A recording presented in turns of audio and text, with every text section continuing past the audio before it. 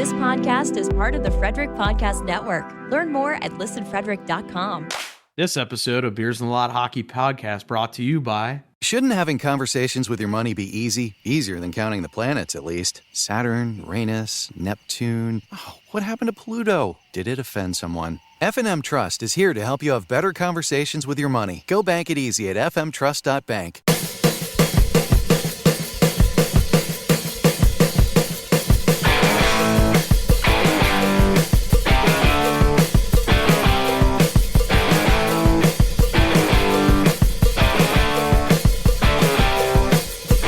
What's up, everyone? It's episode 144 of Beers in the Lot.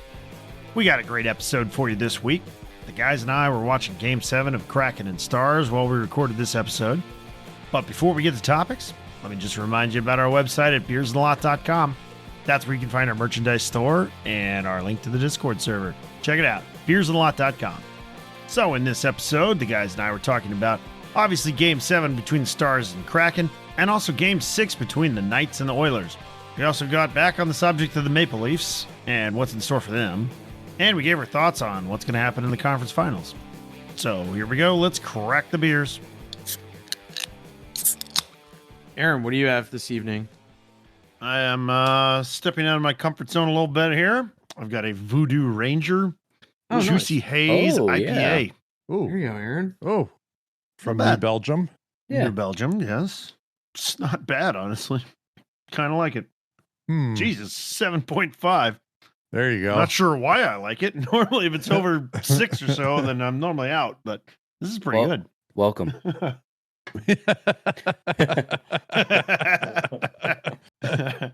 do you have there, Daniel?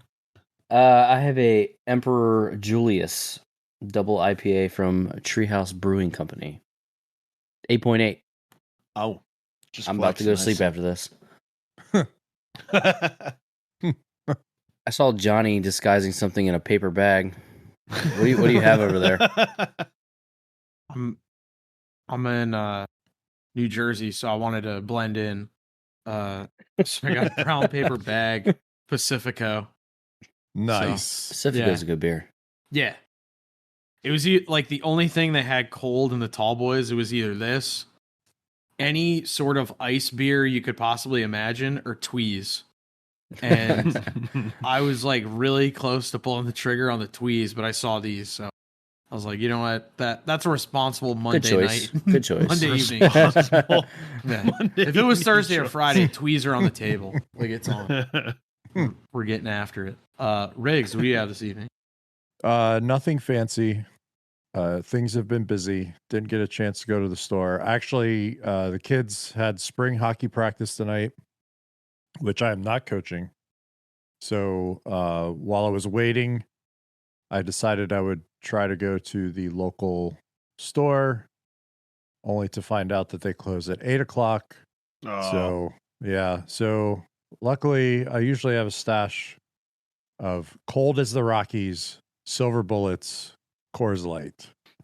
Yes, Mountains sir. are blue, of course. Always blue. They always are. Nice. Sounds like we all have fine beverages to watch Game 7 here then. Yeah. Yeah. Looks like a goaltender battle here. Sure does. Unlike the start of Edmonton and Vegas last night, where there was multiple goals in the first few Is that 12 seconds, minutes. I think, was the first goal. Yeah, and then a response 40 seconds later or something, like Yeah. insane. Pretty Everybody thought that betting the over was going to win. But- Well, it did. It did. and then it eventually did. yeah. Yes, It it was slowed set- down after that initial Yeah. burst, but then yeah. So yep, Oiler out, Knights are in. Bye, Canada. You're gone. Bye, Canada. Yeah. As We don't usual. like you anymore. 30 years. 30 years Yep. Yeah. since Montreal won. Multiple teams in the final, though. So, I mean, it's not like they haven't had cracks at it. Yep. Maybe Poorly someday. constructed teams. Yep. They just need to learn how to play hockey up there. That's all they Yeah. need. They need to figure it I out. don't know. I don't know anything. They don't know anything. Wow. Well, all right. All right. If you look, like, kind of the Johnny's hot faces, take. kind of the faces of their franchise Brady is an American. Matthews is an American. Up until 2 years ago, or like a season ago, Calgary had Johnny Hockey and the other Kachuk, both American. So, I mean, Brock and Quinn Hughes are in Vancouver, Americans. So, yeah, Did you know that 16 of the 20 skaters dressed, or 16 of the 20 players dressed for the Vegas Golden Knights in that elimination game were Canadian? Huh. They have the most Canadian players on their roster, on their playing roster. So interesting. Yes, interesting. Food for thought. Interesting. And I say this while I'm wearing a USA Hockey hat, and I have PFG fish flag, American flag hoodie on. So let freedom reign. Yeah. Captain America over there. Yeah, Captain America over there. I'm wearing American stuff from head to toe, all made in a foreign country. Yeah, exactly. Yeah, whatever.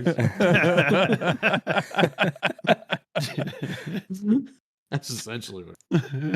But no, Vegas showed up, like they had the depth, and Edmonton didn't get enough power plays, and they suck at 5-on-5.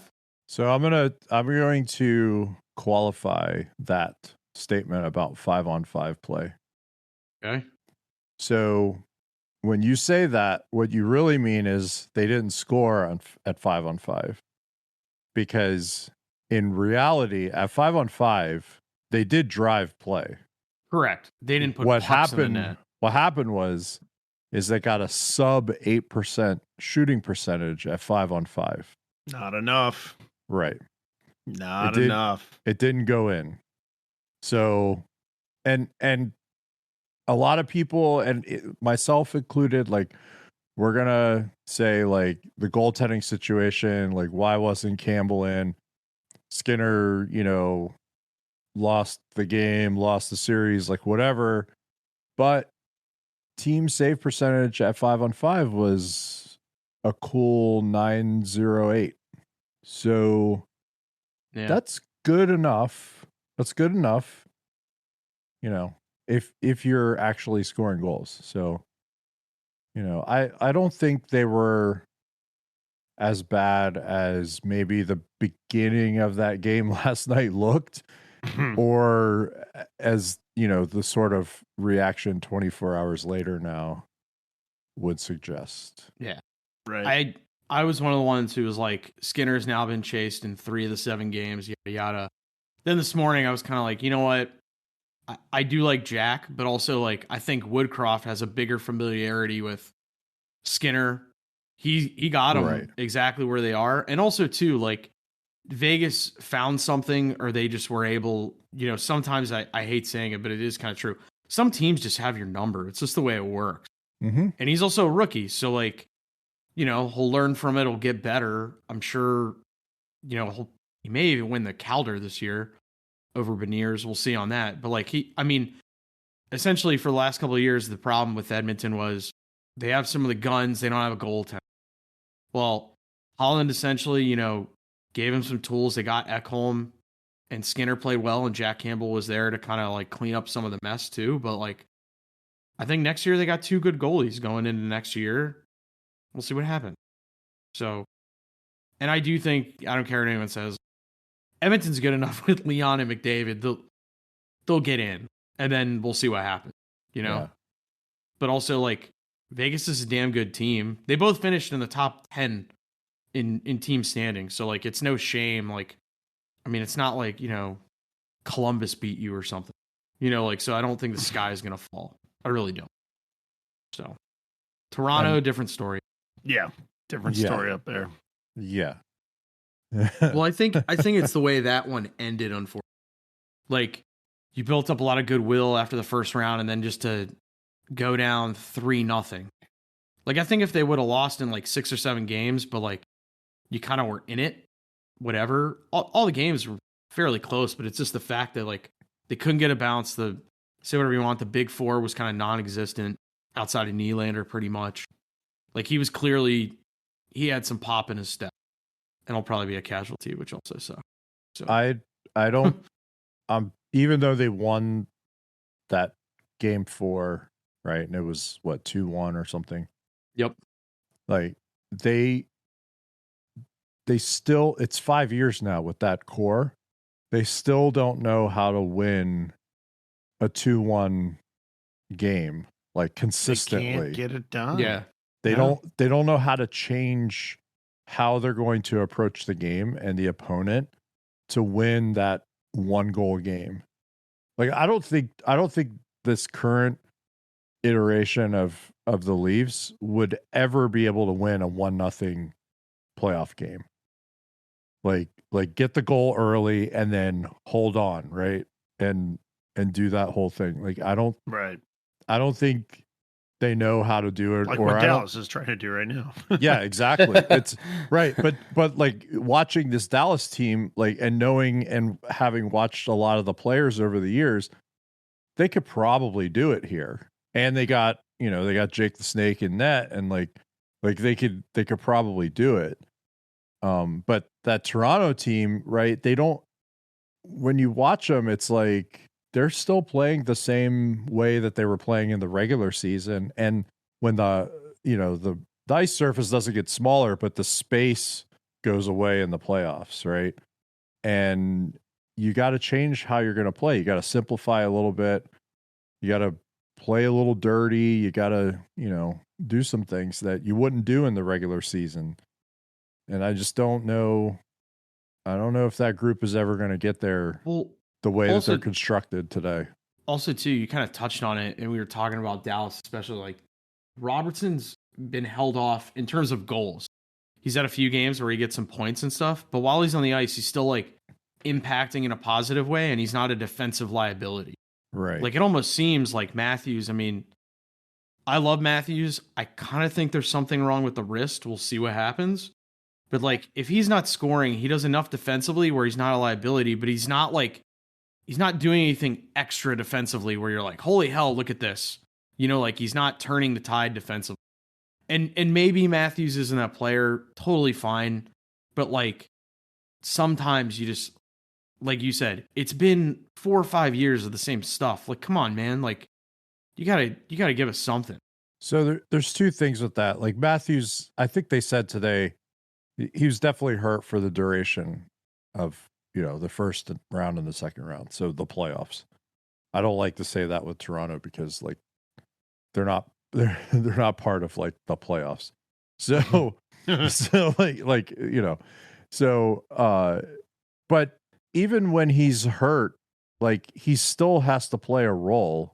Like if they're giving you the roster spot, you got to figure it out. So if you're not dangling and you're not scoring the goals, like you're getting a sweater and you're getting a roster spot, like you got to figure it out.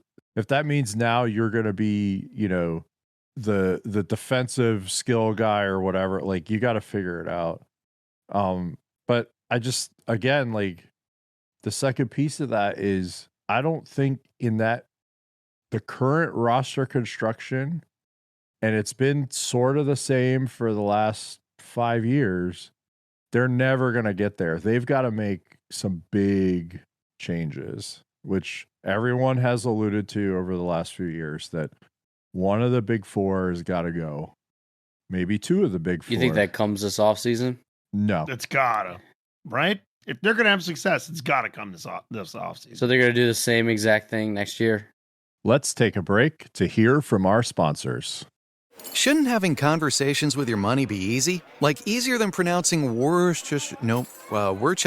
Huh, Worcestershire. Worcestershire. Oh, man. Yeah, there's no way anyone gets that on the first try. F&M Trust is here to help you have better conversations with your money. Our business banking relationship managers deliver the personalized service and speedy responses that help your small business do big things. Go bank it easy at fmtrust.bank. Member FDIC. Worcestershire. Worcestershire?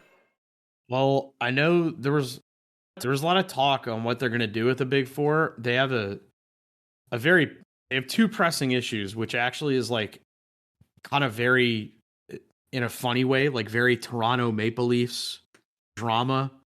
You know, like everything's just bigger because they do stuff a certain way. So there's flux with Dubas because you don't know what the hell's going on with him. Fully understand. Matthews has a no trade that kicks in July 1st. He's also not signed. Well, no, he's UFA next year. He's He's not UFA next year. Yeah. So there's a high likelihood if Dubas goes somewhere else, the new GM has little to no time to kind of essentially go, "Hey, Austin, what's your thoughts on the future? This is my plan, blah, blah, blah." You know, so maybe he hears that and goes like, I don't want to be part of this, or I don't like this direction. I liked Kyle's vision. You know, who knows? And then you go in next season, he has a no movement clause. He just plays out the season and goes off into the sunset. They get nothing for him. And then also he can waive that no trade clause. He has the ability to waive it. So yeah, but essentially, if he really wants to move, then he can. He does, but when a player has just a straight no move, you can't even start negotiating. You can't even hypothetically go, "Hey, I got this trade to go to you." Normally, in that situation, the player and agent go to the team and go, "Hey, we are open to move to X amount of teams." But when they have a full no move like him, like if you're a general manager, you can't. You essentially are bent over a barrel. Plus all the other UFAs but that he can Toronto tell has. the GM. He could, but maybe he just goes, I don't want to move next year. I like being here. I'll deal with that in the next offseason. Maybe. Yeah. I'll go to another big market like LA, or, you know, he could, I don't want to see him in Arizona, but depending on how the voting goes for the arena, maybe they end up moving. So maybe he does hypothetically go there next year because they'll have to find a new arena thing. Like in another fucking city or state. But they're like leeches and cockroaches. They'll figure something out. Scummy. I just like, you know, whatever. Well, that was my thought about the Maple Leafs, is that maybe we're witnessing the rats wanting to jump ship. I mean, it like for real. It could be that that Matthews might want out. It could be that these they don't guys have Marchand. Yeah, well, you know. But it could be that they're all wanting to get out. They're like, hey, us four of us, we're not going to win. We need to split. We need to get out of here and do something different. Or they're just sick of the heat.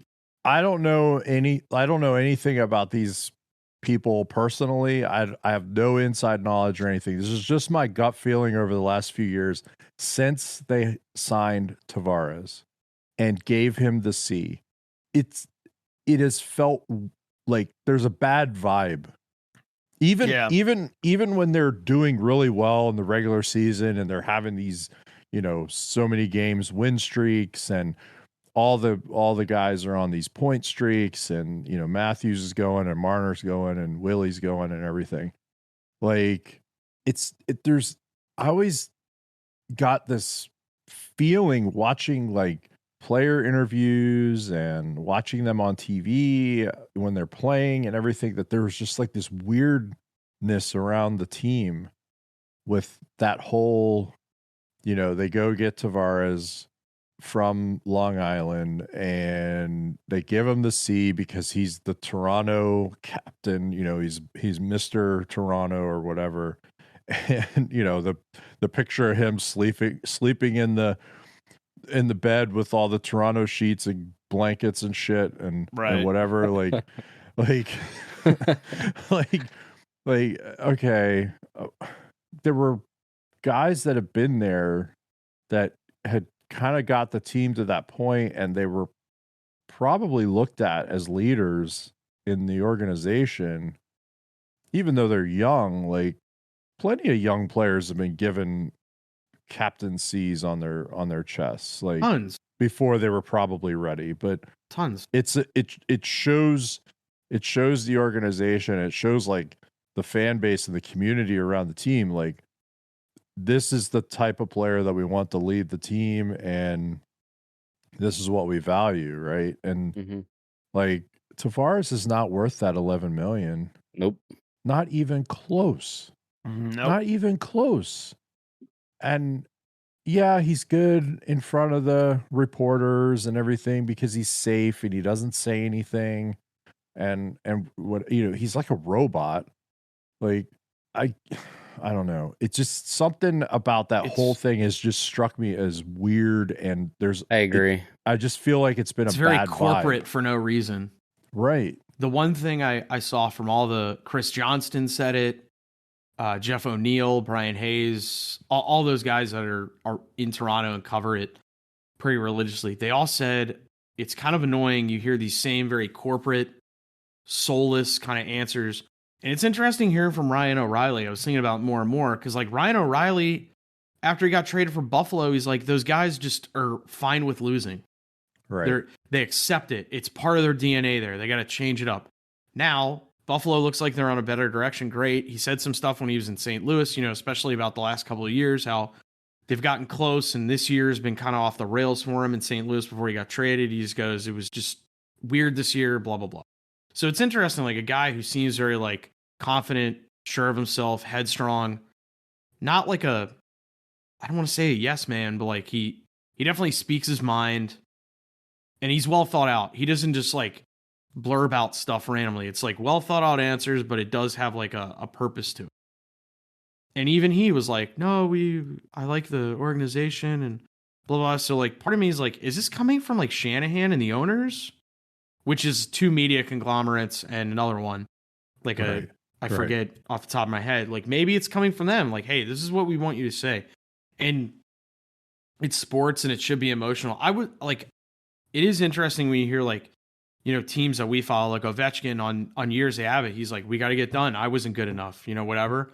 And Ovechkin's one of the ones in all the game sevens. I think he's like the Capitals all-time leading goal scorer and point scorer in a game 7 anyway. So he shows up. And like, Crosby and Malkin, every time they don't do it, they go like, we're not good enough. We're not doing the things we need to do. It's like brain farts. They all do say like, we want to be here, blah, blah, blah. But like, they kind of admit fault. And it's like, all the guys in Toronto are like, we just, we had an opportunity, we didn't do it. There's no like, I need to be better. I should be better. I did this. I did. And I get that. Maybe that's a maturity thing. Maybe it is. It's like that thing from Shorzy when she's talking about how hockey players are different. Like for real. It is. It's like when one guy goes out and scores a hat trick, then he says, we as a team did well. But when the whole team loses, one guy will say, I didn't do my part. Right. Yeah. And you're right, John. You're not seeing that from Toronto. It's kind of like Swayman. I mean, I hate saying it, like, to rub salt on the Bruins wound. He said after game 7, he's like, I was good, but I was one save short. I wish I could have given the guys one more save. And it's like, dude, like you lost a game 7 by 1 goal. Like, you came in cold. What are you going to do? Like, to me, like, I'm like, you did your job, dude. I don't know. It's like, it's very interesting, like, to see that happen. Like, you would think after a few years, one of them would finally snap. I mean, like, especially Mitch, too. Like, he, last year he got carjacked and he gets harassed all the damn time.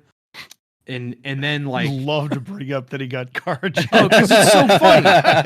It's so funny. Pretty ridiculous. Well, the problem is not funny. Right, it's carjacking ridiculous. is not funny. We do not condone carjacking. I do not condone carjacking. I can laugh about it now because nobody got hurt. No one was hurt. And it was totally fine.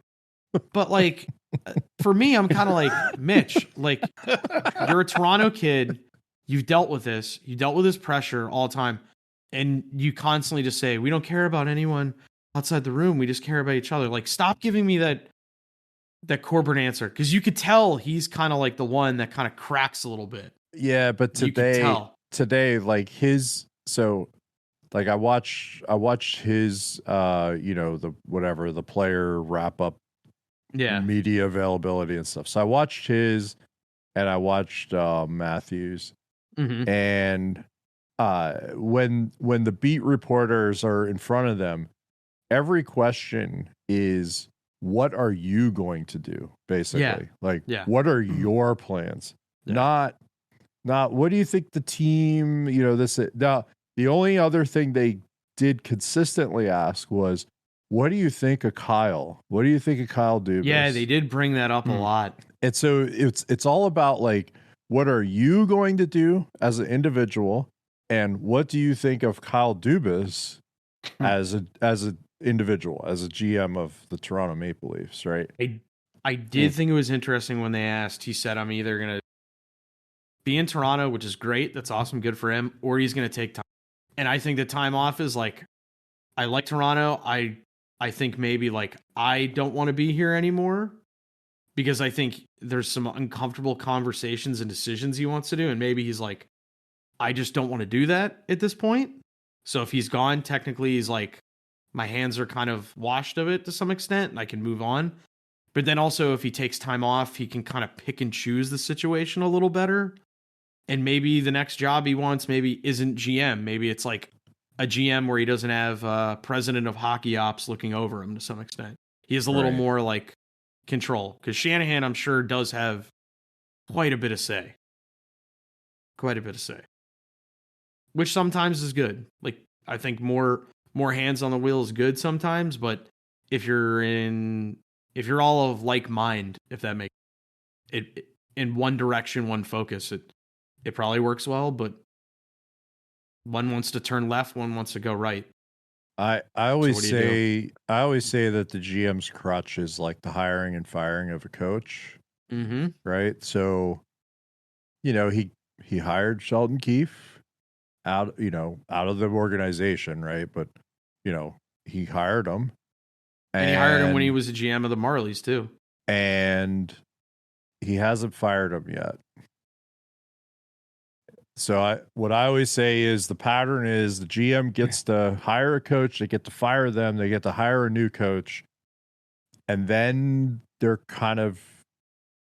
on their downward sort of They've trajectory at that point, right? Like, well, that's sort of like their last big move that they could really affect change, unless they, figure out some sort of free agent signing or trade that really affects things. But that's not the case all the time, right? Like the trade deadline is mostly bullshit, and the free agent time, the draft, is mostly whatever. bullshit too. Yeah. Like not a lot is really actually happening. They're not affecting a lot of change.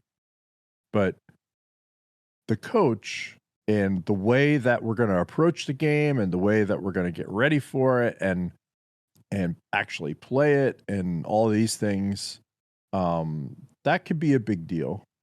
And it can also send a message to the club and to the players, like, this is what we value, right? But I don't think he's going to get that chance. Doesn't look like it. Yeah, I think things are going to move quickly in Toronto and not in Kyle's favor. Yeah, we'll see. Yeah, maybe they're like, you know what? At this point, we have to do some certain things. I'm sure if you're here, you're not going to do, like I said, the uncomfortable choices that need to be made. And I'm sure if they're hiring a new GM, he or she, whoever has to come in, they're going to have a plan, like literally laid out to ownership. Like, this is 60 days. This is 90 days. This is a year. This is 2 years. This is what we're doing with our contract. Like, and you, like I said, he or she has to figure that out before they're even hired, essentially. And especially with the big four, I think they all have like either like no trade, partial trade, or, limited no trade. So like, good luck with that. Yeah. Good luck. Like It's JT, brutal. like all those guys I think are very valuable pieces. Like, don't get me wrong. But like JT, you're not moving that contract unless you throw in something. You physically have to throw in something where another team's like, yes, this makes sense. Yeah, like we'll do that. And that sucks. Because the salary cap hasn't bailed them out a little bit. It's too early now, but somebody's going to have to buy that contract out. Like, it's too early in the term, but someone is going to have to buy that contract out. I think there's 3 seasons left, right? Right. Starting next year? Yeah. Right. Someone like him and Mitch are on the same deal, yeah. Or not deal, but term. Someone has to buy that JT contract out eventually, like the last 2 years or something. Yeah, it'll be Arizona. Because it is when they're in Salt Lake or Houston. Yeah. Brutal. I'm not caught up. Are they cracking out? Almost. How much time's left?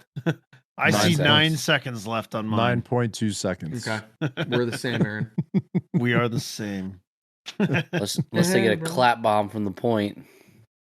Bjorkstrand got one to at least crack the goose egg, but with 17 seconds left, that's a tall order. Get one in 17 seconds. Wait, so Vegas and Dallas are going to be in the conference finals? That's how it's looking. Yeah, it's looking like it's going to be a Super South conference final. I think I heard that somewhere before. Oh my! Yeah.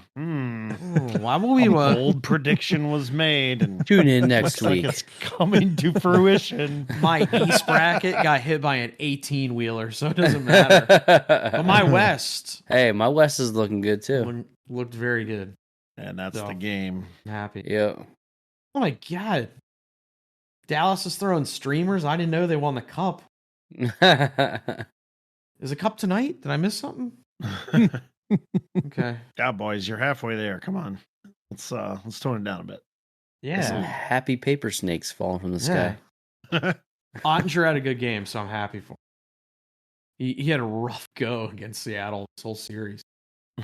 Rough go. But in the East, Danny, what say you? Carolina, Florida. How you feel about that? Oh my god, I don't know. That's tough. What do you think? I gotta go Panthers. Yeah, I'm going I Cats. gotta go Panthers. They're Gudis, man. Just the two teams that they I bounced. hate that cat. I want the Cats to lose on Radko Gudis's. Well, nobody likes Gudis, alone, but on him alone.